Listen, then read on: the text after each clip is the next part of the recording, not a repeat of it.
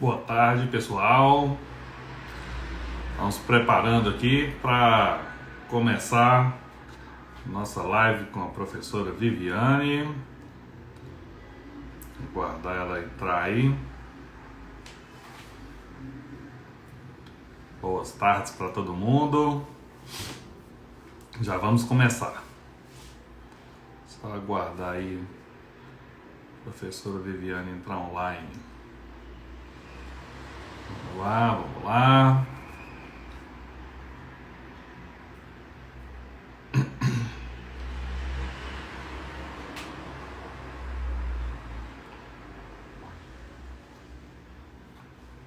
Muito bem, o pessoal tá chegando. É isso aí.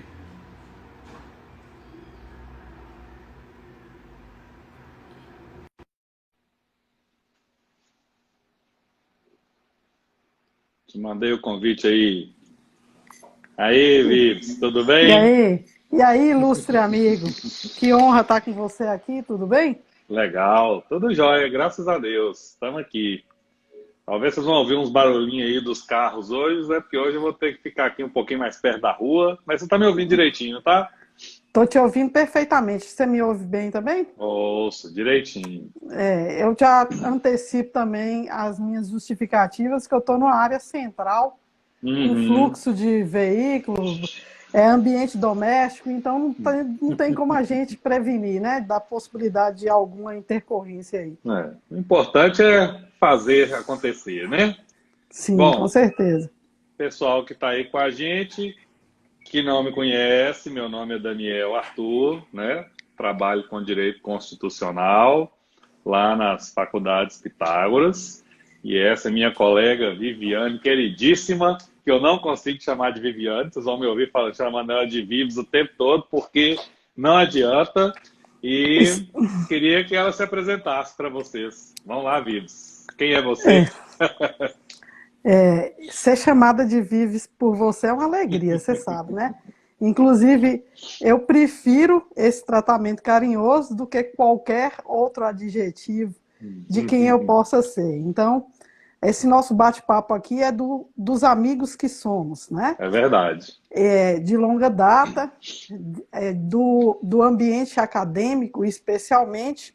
Eu também sou professora nas Unifip-MOC, há 17 anos na área do direito civil e advogo aí muito especialmente na parte dos contratos e do direito de família. Nós dois tivemos a oportunidade de transitar e dar as nossas colaborações em algumas outras instituições de ensino, né, jurídico, mas Uhum. hoje eu concentro a docência no Centro Universitário das Faculdades Pitágoras. Legal.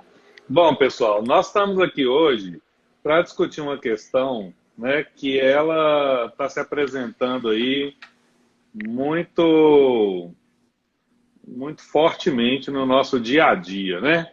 Nós vimos aí nossa realidade de repente mudou, né? Virou de ponta cabeça. De uma hora para outra a gente tomou a notícia que um tal de um vírus inimigo invisível chegou aí para poder aparecer no nosso dia a dia, mudou completamente o nosso cotidiano.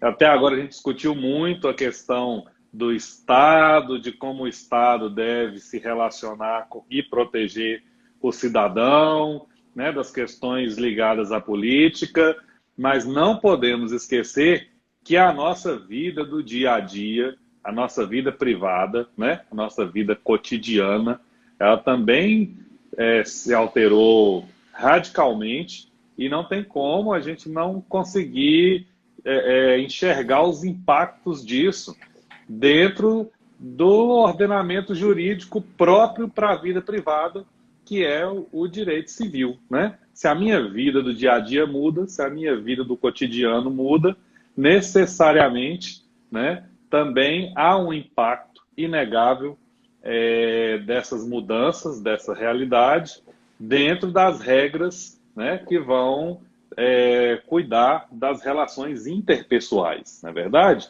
E isso aí, e de forma especial na questão dos negócios jurídicos, dos contratos, né, e das relações familiares. Eu, por exemplo, tenho visto muitas perguntas, isso é muito recorrente, porque temos contratos em andamento aí, né, e as pessoas, muitas delas em dúvida. Por quê? Porque todas as condições para cumprir o contrato, né, de repente se alteraram. E a gente precisa de saber, e aí, né, a partir desse momento, como que a gente vai visualizar isso? Então, a minha proposta para a professora Viviane é que a gente dividisse a nossa conversa em dois momentos. Primeiro, a gente vai falar um pouco sobre a relação, né, dos contratos e, em seguida, a gente vai falar um pouco também sobre como as relações familiares podem ser impactadas também pelas condições aí muito específicas, né, da pandemia e da prevenção à Covid-19, tá? Então, eu queria propor primeiro, Vives, a gente falar sobre as questões contratuais,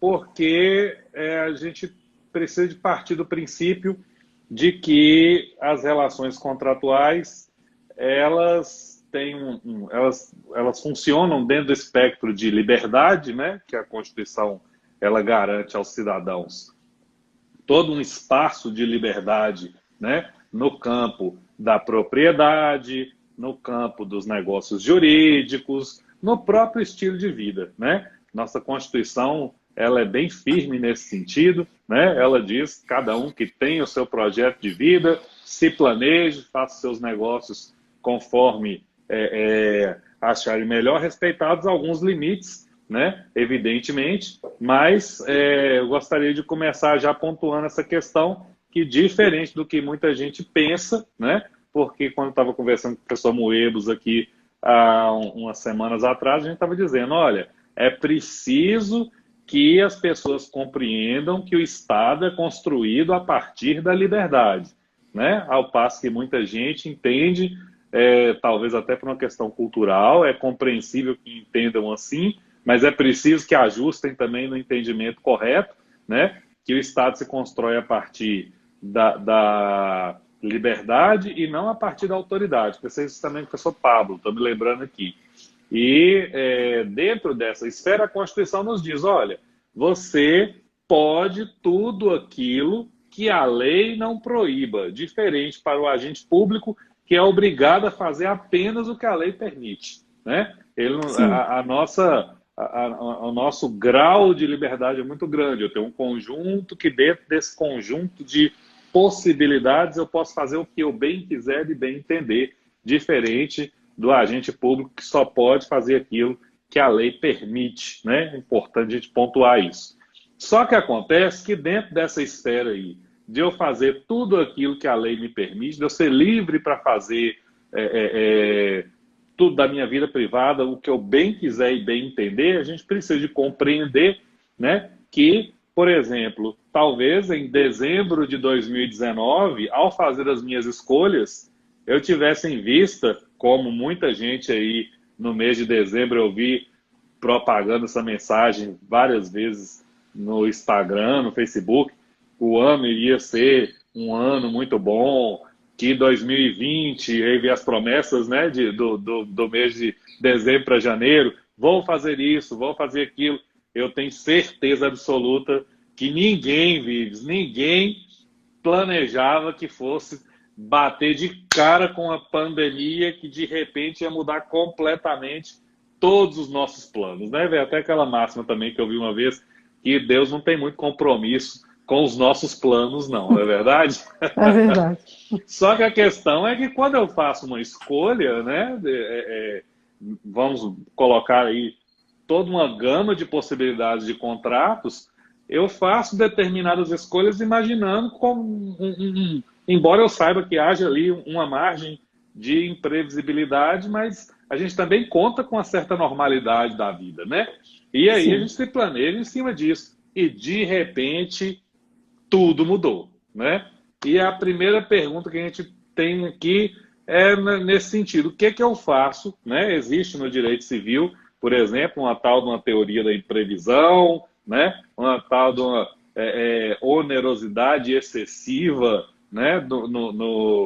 Com previsão ali no direito civil, que com certeza em alguns momentos ela vai impactar dentro das relações jurídicas, né, privadas, principalmente aí nessa área de cumprimento de obrigações, né? Uma coisa, eu estava prevendo que eu ia cumprir uma obrigação dentro daquela normalidade que a gente estava falando ali, mas de repente tudo se alterou e talvez agora eu tenha algum motivo relevante para argumentar e dizer, e agora? Como é que eu vou cumprir aquela obrigação?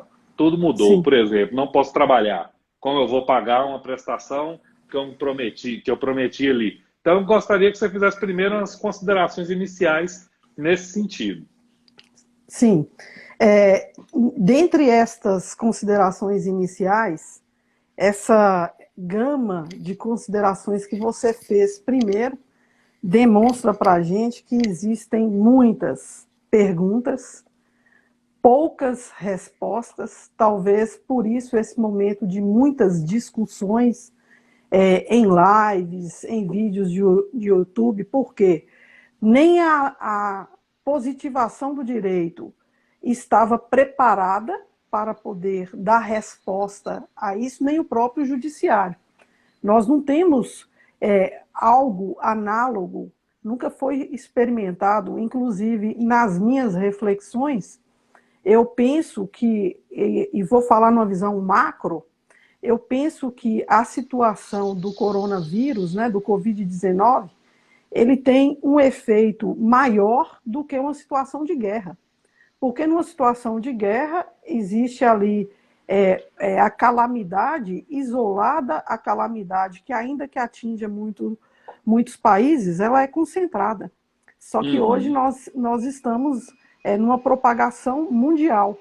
Então existe uma situação de instabilidade, especialmente social, né? O aspecto sociológico ele é muito afetado, e não existe para o direito nenhuma possibilidade de resposta que não seja para atender os anseios sociais.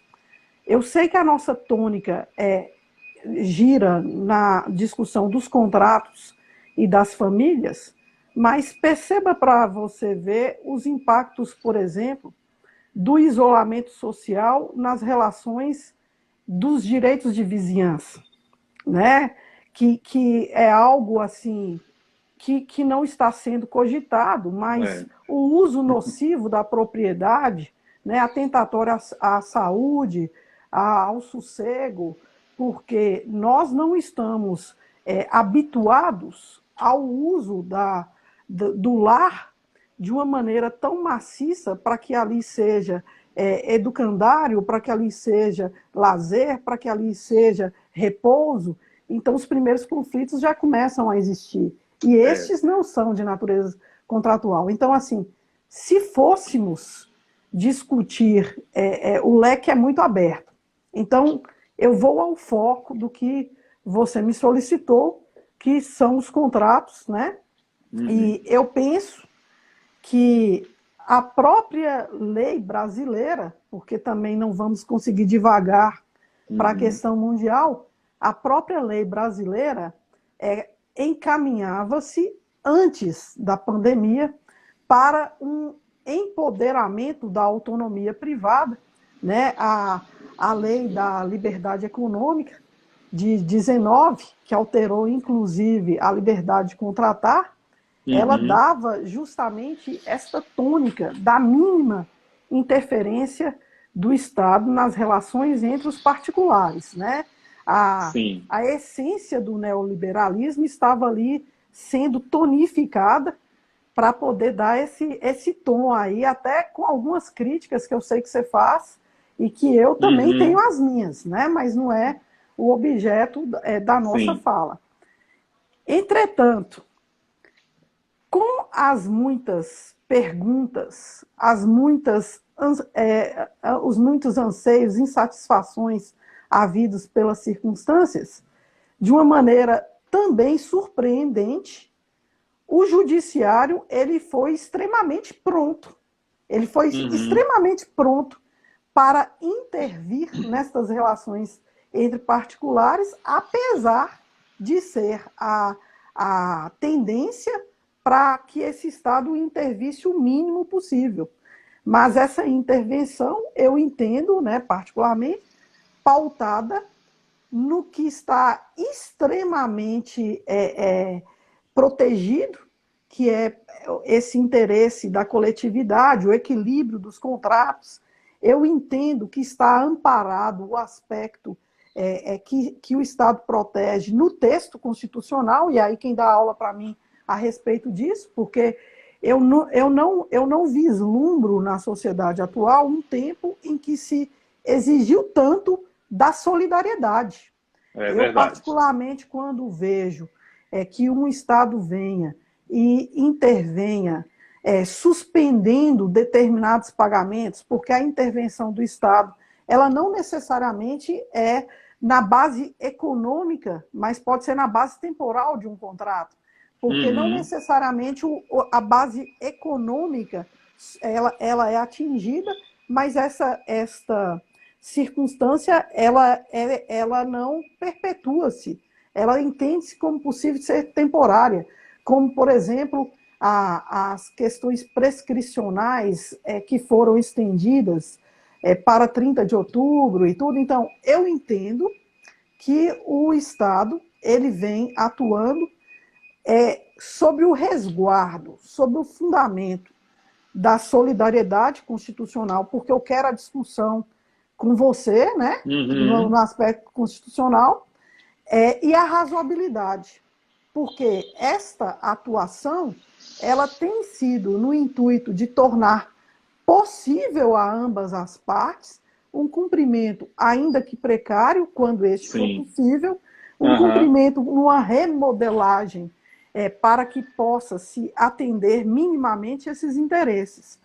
Agora, quando eu menciono, eu nunca vi um tempo que clamasse tanto pela solidariedade, essa fala minha ela tem embutida a questão da boa-fé, né? Que sempre foi o tema da minha paixão e percebe-se, por exemplo, e quando a gente falar da parte do direito de família, eu vou voltar a mencionar essa questão da boa-fé novamente, porque tem algumas coisas que me intrigam. Percebe-se que não há guarida à possibilidade de oportunismos, porque o fato de uma pandemia incidir e comprometer o cumprimento de contratos não necessariamente impede o cumprimento. Ela pode comprometer o modo de se cumprir, mas não necessariamente impeça que ele venha a ser cumprido.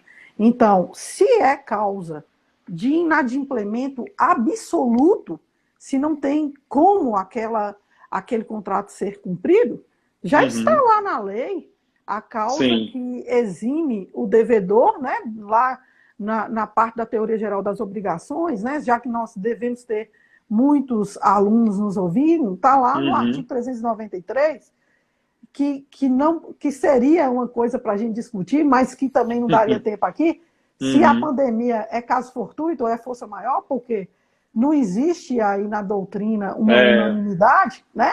Mas se é uma causa de inadimplemento absoluto, está tranquilo, lá está impedido o cumprimento por uma causa alheia e impossível, a parte está desobrigada. Mas, e quando você menciona para mim a questão da teoria da imprevisão, da rebus sic stantibus, né? Eu não tenho uma impossibilidade absoluta de cumprir, mas o que eu tenho é um sacrifício excessivo no cumprimento.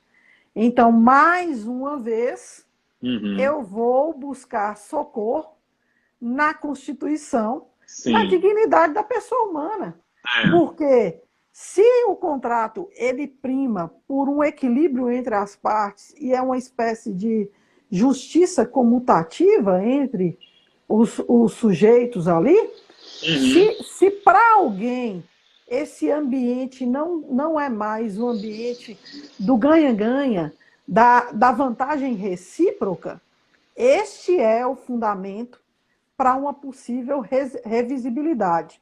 Uma revisão que impõe agora, primeiro, a análise do sinalagma constitutivo do contrato.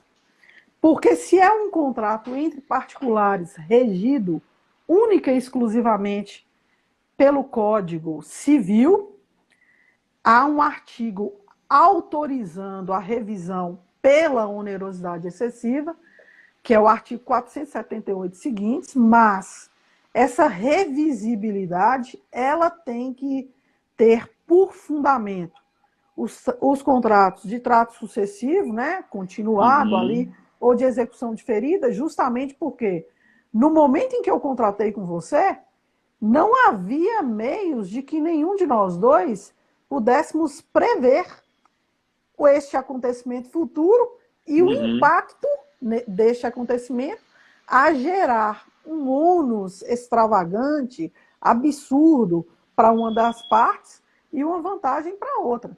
Então, aí vai entrar esse judiciário que está atuando com aspecto até de legislando, porque, na verdade, ele está buscando nos fundamentos do que ele tem. A decisão não chega a ser legislar, mas tem esse tom autoritário, porque o contrato ele impunha o pacta sunt servanda, lá, a obrigatoriedade para as partes, e que o Estado se retraísse, intervisse minimamente, mas diante das circunstâncias, o judiciário, que é o Estado, vem a interferir, extraindo na suma da lei estas possibilidades aí de reequilibrar. Então, eu entendo totalmente aplicável o conteúdo que está na lei, que é inovador do Código 2002, não havia no de 16, para estas hipóteses. Agora, perceba uma coisa que eu vou te dizer.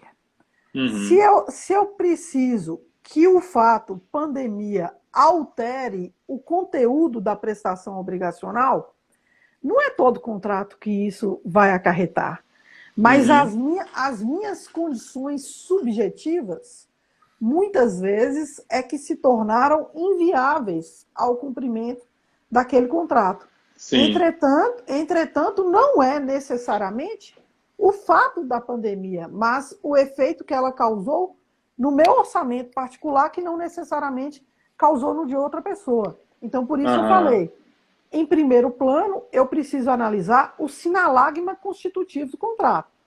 Porque se é um contrato entre particulares, mera e simplesmente, eu preciso do efeito fato imprevisível a acarretar a desproporção entre os contratantes. Fazer o desequilíbrio ali entre eles, né? Exatamente. Agora... Seriam então as condições pessoais de cada um. As condições externas, independentes das individuais. Agora, em 90% dos contratos, que são os que movimentam as relações sociais, não são contratos necessariamente regidos pelo Código Civil. São relações consumeristas. Então, o artigo 6º do Código de Defesa do Consumidor, ele não impõe que necessariamente um fato determinante da desproporção seja o imprevisível, ok?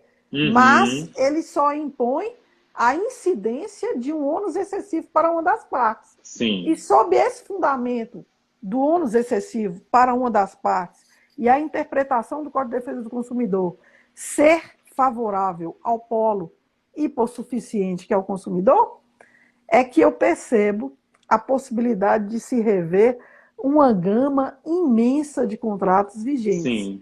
Porque agora sim, é o aspecto subjetivo do consumidor que perdeu o emprego, que teve reduzido as suas horas de trabalho, que não está recebendo dos seus devedores, ele é credor e isso vai fazendo um efeito em escala. Agora sim, eu entendo. Mas para eu aplicar o Código de Defesa do Consumidor, eu preciso de uma relação consumerista.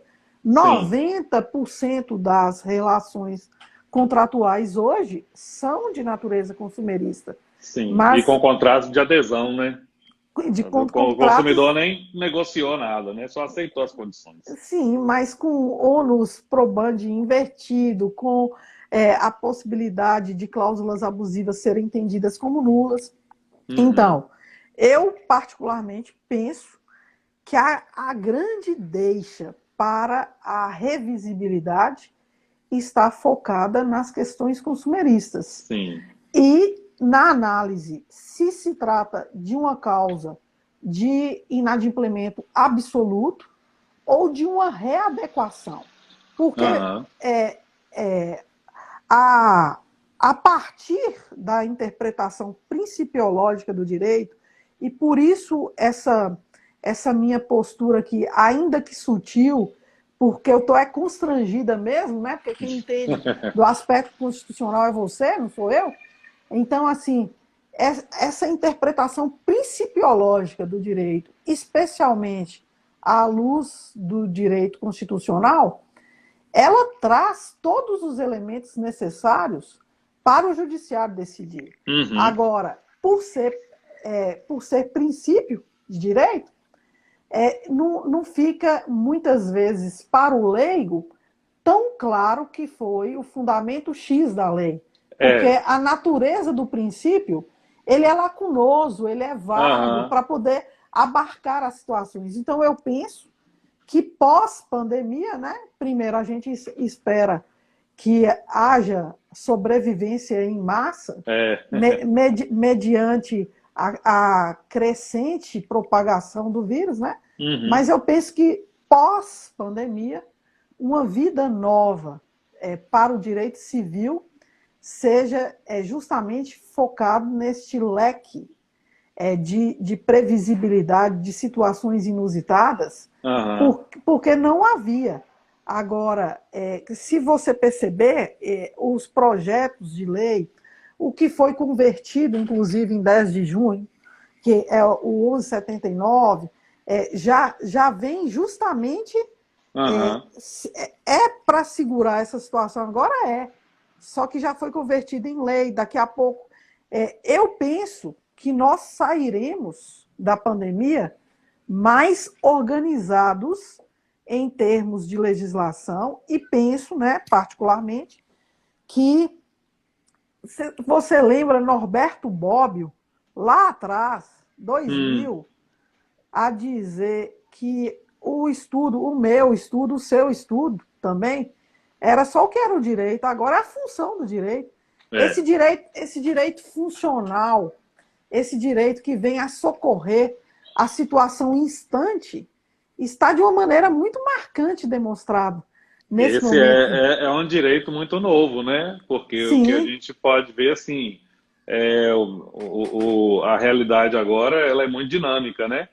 Então, por isso que a gente vê que o Código Civil novo, ele seguiu já o modelo que já vinha sido traçado pelo Código de Defesa do Consumidor, que, por sua vez, teve inspiração constitucional, né? Com aquela ideia de ser principiológico, né? Ter cláusulas abertas, onde você tem enunciados a partir dos quais você soluciona os casos concretos. E isso foi muito parado dentro do Código Civil também, né? Então, tem muita lógica isso aí. A gente está vendo a concretização do que realmente foi dito há um tempo atrás.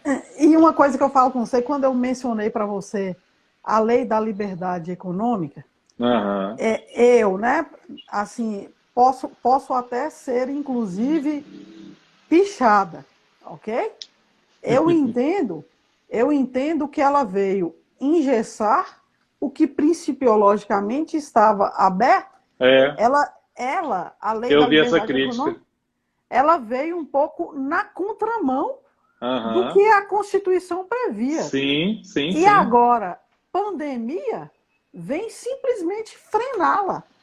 Porque o que está ali contido não tem a possibilidade de, com essa intervenção do Estado aí, com esse modo do Estado resolver.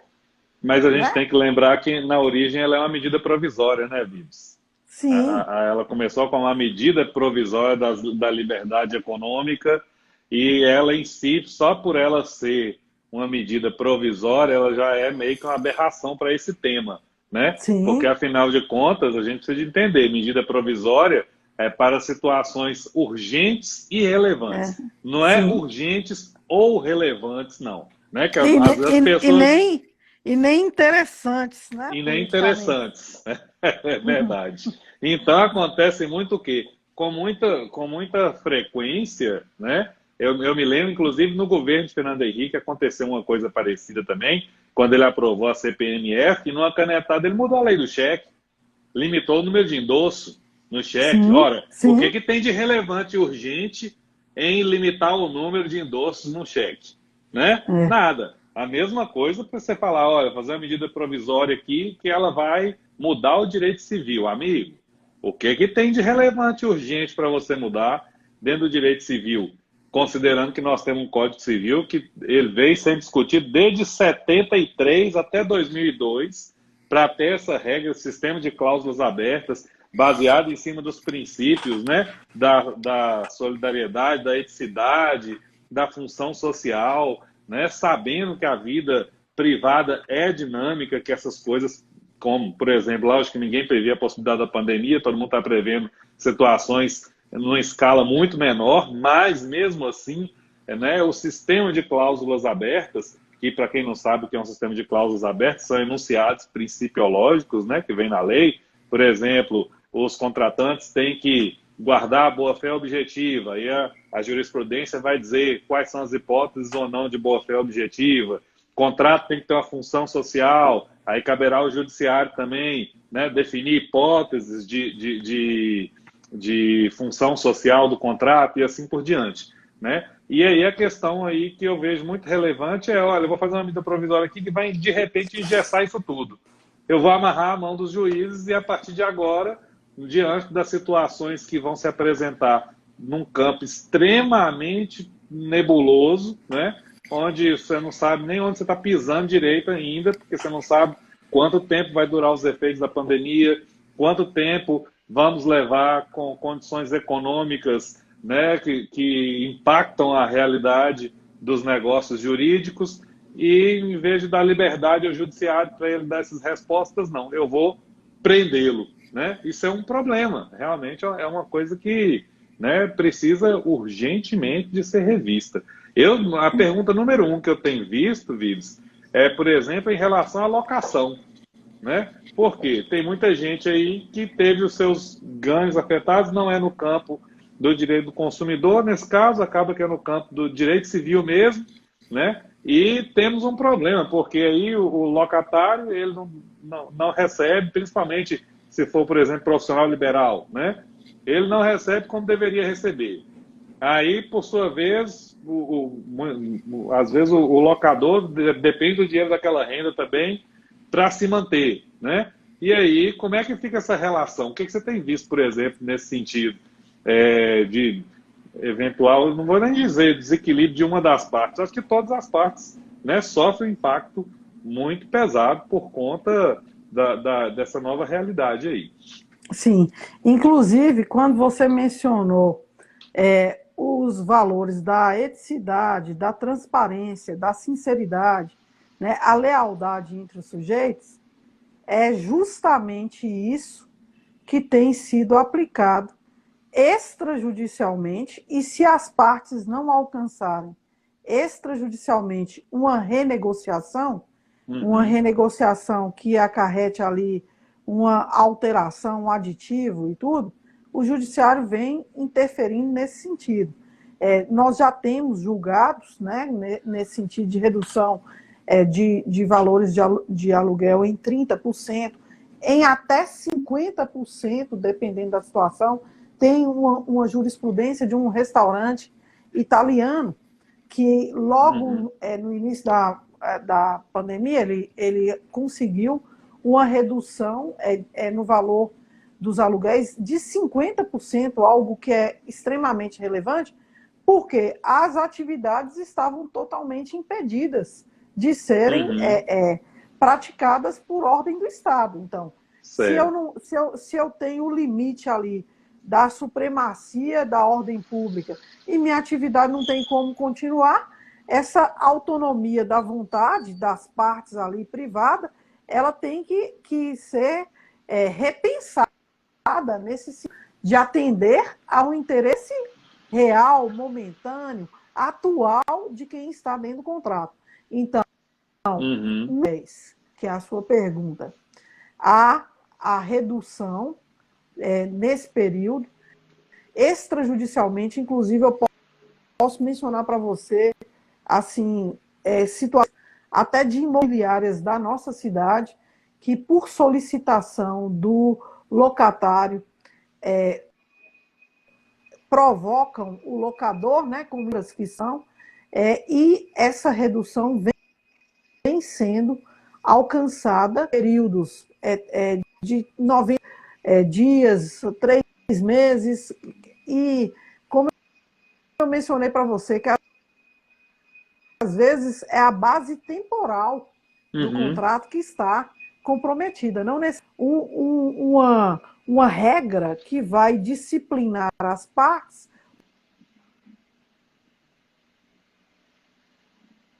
Acho que a internet ficou instável. Vamos aguardar que ela volte. Passada aquela circunstância, ela...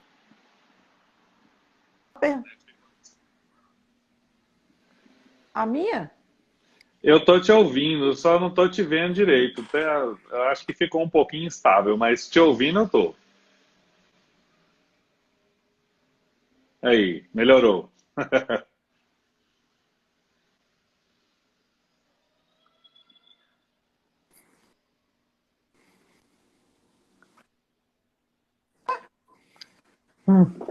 Então, beleza. Então, eu falo com você o seguinte, extrajudicial lealdade já tem sido praticado. Agora, há situações extremas em que as partes não chegam a uma composição, que estão chegando ao horário e que haja, obviamente, a demonstração que a natureza daquela atividade foi impactada, porque não necessariamente toda e qualquer atividade será impactada, né? Eu estou falando de locações comerciais, pelo fato da incidência da pandemia. Então, em locações comerciais, fazendo-se a prova de que a atividade ficou comprometida em razão do estado de pandemia vivenciado, o judiciário tem aplicado uma suspensão temporária em percentuais, não, obviamente não do todo, porque eu tenho que considerar a outra parte. Agora, me intriga a situação das locações residenciais, né? Porque nas locações comerciais, mas na locação residencial, piorou, porque a prestação de serviço ali, a obrigação do locador está sendo cumprida de disponibilização do bem para o uso de forma maciça. Mas a remuneração que é devida pelo locatário, que muitas vezes até perdeu o emprego numa situação de pandemia, então, perceba a tônica do equilíbrio contratual. Porque o fato de você ser locador, inclusive, que aquele imóvel ali, às vezes você até reside no imóvel mais modesto, para que a renda daquele imóvel melhor pudesse custear a sua sobrevivência com medicamentos, com a sua transporte, etc. e tal. Então, a situação de injustiça, ela pode vir a incidir, na verdade? Ela evidencia bastante. Sim, então, por isso, você vê que os despejos estão desautorizados por força de lei, os despejos. Mas a situação da remuneração locatícia é uma situação a ser observada de caso a caso.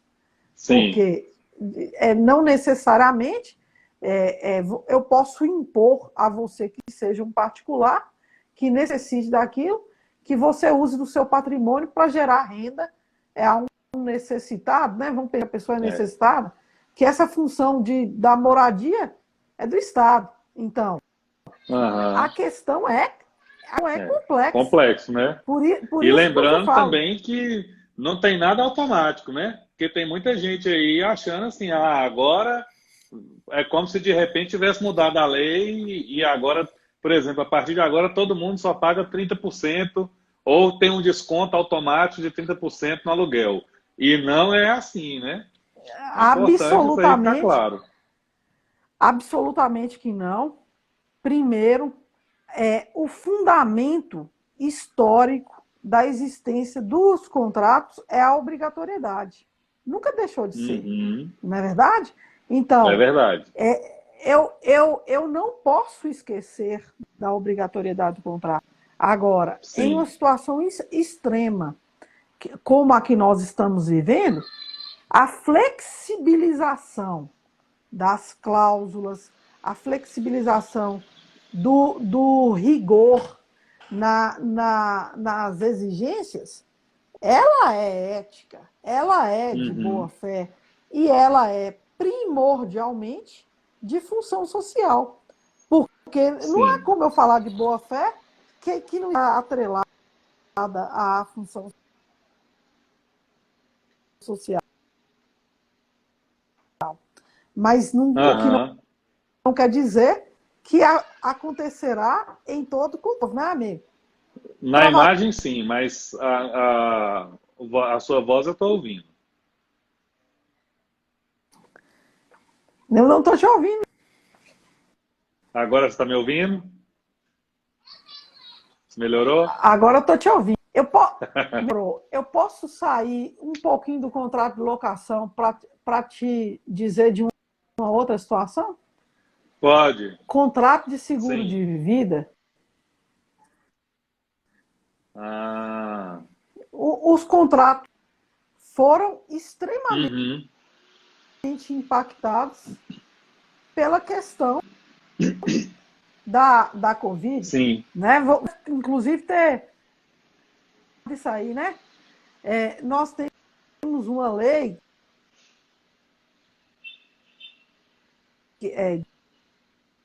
de 20. Eu esqueci o número dele, acho que é 2113. Ele coloca uma intervenção clara do Estado nessa situação. Deixa eu ver se eu coloco aqui. Porque quando eu mencionei para você que a obrigatoriedade ela nunca deixou de existir, então a obrigatoriedade nunca deixou de existir. Agora nós temos um Estado hoje com uma participação muito incisiva, né, nessas relações pontuais desse momento. PL 2113, eu procurei o número dela aqui agora, certo? Contratos de seguro de vida e de invalidez permanente. Por quê? As dos contratos de seguro autorizam que situações inesperadas, não previstas ali no texto contratual, não sejam acobertadas pelo seguro. Imagina para você o seguinte: nós temos aí, com a pandemia, um número de mortes já, mais mortes no Brasil. Dentre estes óbitos, quantos tinham seguro de vida? E imagina uma coisa que eu vou te dizer, que a seguradora, até pelo valor do prêmio que ela cobra do segurado, ela tem que demonstrar lastro econômico para condições de responder no caso dos sinistros. E uma gama de sinistros dessa proporção poderia inviabilizar o cumprimento e a própria existência da seguradora. Então, por isso, a lei autorizava uma cláusula que situações completamente fora do que estava ali listado não fosse geradora de obrigação à seguradora. Ok? Entendeu? Por isso, por exemplo, vou te dar um exemplo bem singelo, humilde aqui. Por isso que você tem seguro do seu carro e tal, mas lá na apólice não estava cobertado se capu estragasse por granizo. Por isso tem a franquia ali, para que ela possa conservar esta saúde de se manter no cumprimento do pactuado. Ela não está vendendo uma simples ilusão. Ela tem que corresponder. Uhum. Agora, com a pandemia, veio a lei determinando que os contratos feitos de hora em diante, porque a nossa discussão é para onde vai o direito civil, né? Que os contratos de hora em diante se sujeitem a situações de pandemia se omissos nas suas cláusulas contratuais. E os contratos vigentes, você já tinha seu seguro de vida. Os vigentes, eles não são obrigados, não.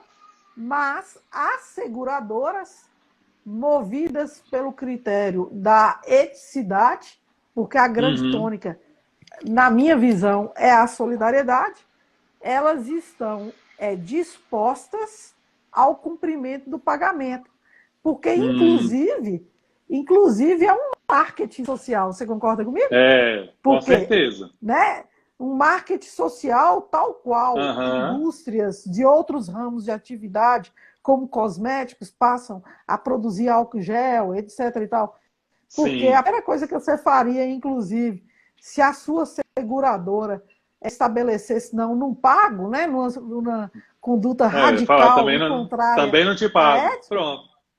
Seria cair completamente o número de contratantes.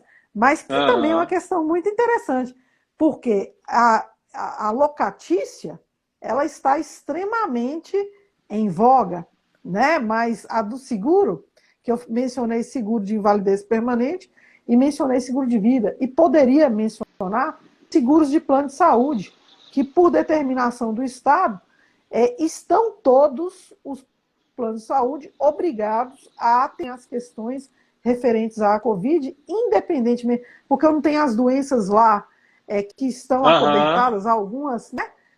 Não estão acobertadas, o Estado já interviu na obrigatoriedade de prestar assistência.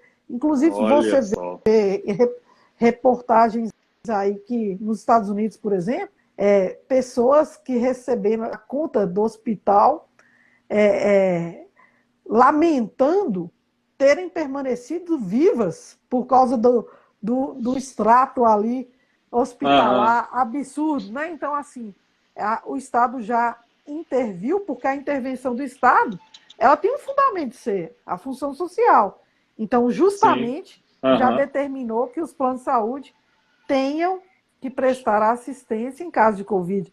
Então, no âmbito do direito contratual, eu acho que nunca existiu nada tão impactante, nada que, inclusive, vai gerar efeitos não somente legislativos, jurisprudenciais, doutrinários, seculares. Essa discussão ela não vai findar. Ela muda eu também imagino que não. Direito. Ela vai mudar a cara do direito como um todo. Porque, assim, é óbvio que a gente vai dizer que vai mudar as relações sociais, etc. e tal, mas o direito, ele é outro a partir de então. Não tem como uma relação não ser pensada sob essa ótica mais, não é verdade? Realmente. E Vives, deixa eu aproveitar que nós estamos aqui já falando dos pagamentos, para já emendar aqui a pergunta, que eu tenho certeza que essa eu não ouvi de muita gente, não, mas eu acho que foi mais por constrangimento, porque eu tenho certeza que muita gente não perguntou, mas pensou. E a pensão? Se eu não estou recebendo direito, eu tenho que pagar para o meu filho? Como que é? Beleza. Agora, então, você já está entrando na discussão dos impactos no direito de família. No direito de família. Sim.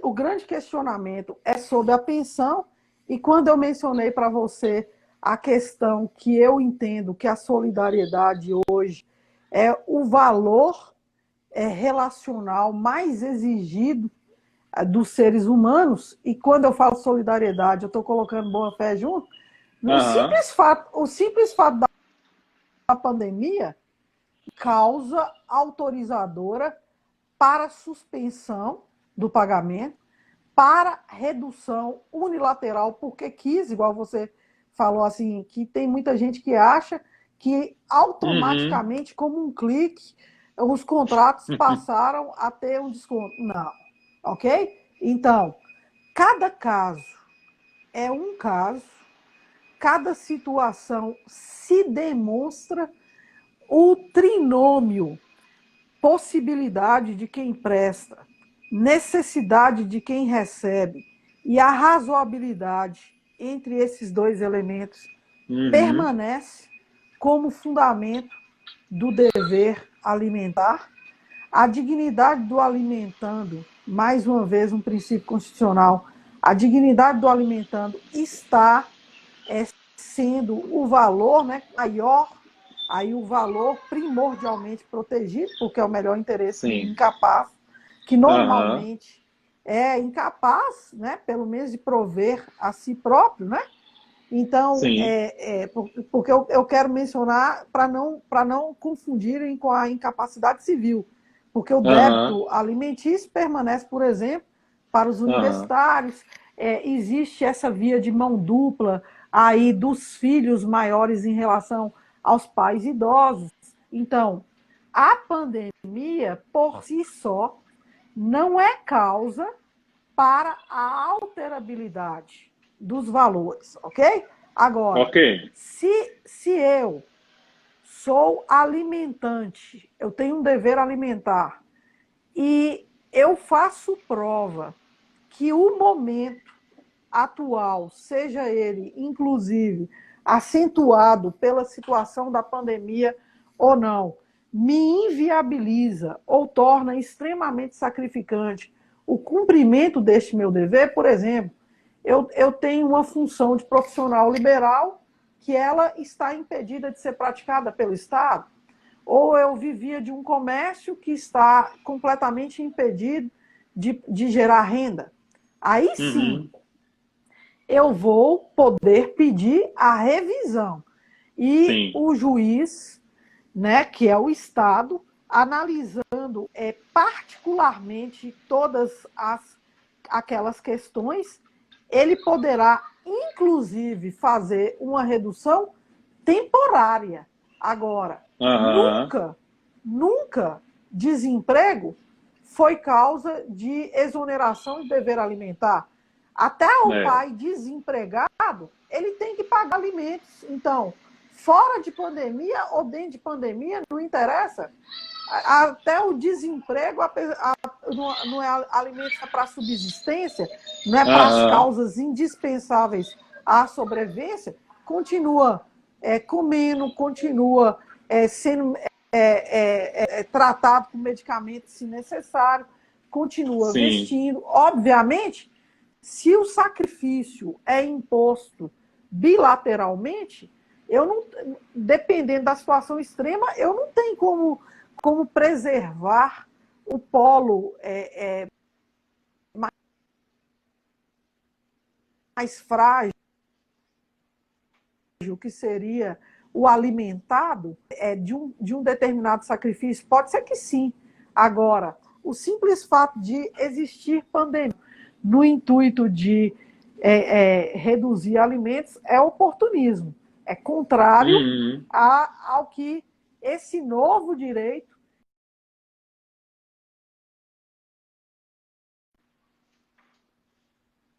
Agora você travou um pouquinho, Vives. Volta só um pedacinho do que você falou aí, que você falou que é contrário ao que o novo direito impõe às relações humanas, desse amparo, né, dessa solidariedade, porque o enfoque todo é deste cuidado com o outro. Quando eu olho para você, só de olhar para você eu já lembro de Constituição, né? Então, a nossa Constituição cidadã, da prevalência do ser em detrimento do ter, ela irradia em todas as relações sociais. E aquela tendência do direito civil privatista, né, de propriedade, de obrigações, vai se diluindo para que haja essa prevalência da dignidade em todas as relações. a impressão é que tanto a Constituição quanto o direito civil, eles querem apagar um pouco aquela ideia do brasileiro malandrinho, né? Que gosta de dar um ajeito nas coisas, né? Ou aquele que procura as brechas na lei. A lei está com cláusulas gerais, pessoal, é justamente para acabar com a brecha. A ideia é que cada vez mais, né, as pessoas guardem uma postura de boa-fé objetiva, parceria, solidariedade umas com as outras, né? A ideia é essa aí mesmo. Inclusive, isso nos dá uma determinada tristeza, né, amigo? De precisar de uma lei para impor caráter, né? Sim. Porque a lei ela está impondo caráter, impondo bom senso. E aproveitando que estamos falando do direito de família, pandemia e alienação parental. A pandemia ela não pode ser espaço a proliferar uma atitude de alienação de um dos genitores em relação ao outro, que às vezes a guarda é compartilhada por lei desde 2015, mas não necessariamente a moradia, né? Essa baldeação entre domicílios, entre residências, ela é inclusive inadequada à criança, para esse momento, né? Uma referência. Então, a moradia fixa dela, normalmente, é estabelecida com um dos genitores, apesar da guarda compartilhada. Mas guardado ao outro genitor, a visitação, o acompanhamento, que pode ser livre, e sendo livre é o modelo ideal, né? Mas que muitas vezes as partes precisam de uma disciplinação nesse sentido. Agora, o simples fato de existir a pandemia que impôs o isolamento social necessariamente é determinante do afastamento de um dos genitores de forma completa? Não. Certo? Se não existe o bom senso, a ponderação, o diálogo dos genitores, a fim de encontrar um denominador comum que possa ser adequado ao melhor interesse, e aqui a gente enaltece o Estatuto da Criança e do Adolescente, né, nesse sentido, se eles não encontram um denominador comum, o Estado, mais uma vez nessa intervenção, porque pode repercutir de uma maneira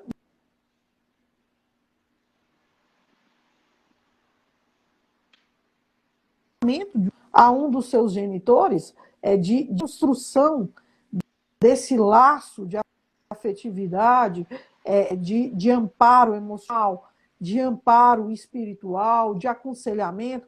Isso pode ter uma repercussão muito pior do que uma simples exposição a uma possibilidade, desde que haja todas as medidas de segurança, de higienização. Não está autorizado um dos genitores a impedir o acesso. Os contratos judiciais, ou seja, os acordos judiciais homologados ou as sentenças que transitaram em julgado determinando as visitações, elas estão mantidas. Elas podem ser necessárias de pequenos ajustes, de adequações para salvaguardar o interesse da criança, mas não necessariamente.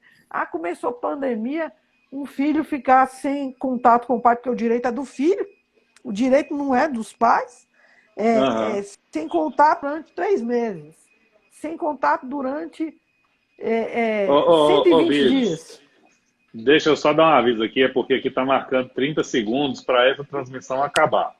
Mas eu vou voltar e vou chamar você de novo para a gente fazer a conclusão desse pensamento aqui e a conclusão também do bate-papo, tá? Porque aqui está marcando 15 segundos e contando para baixo. Então, Senão ele vai cortar nosso raciocínio aqui no meio e aí a gente vai ficar meio perdido. Então, nós vamos sair agora, mas imediatamente eu já volto e já te chamo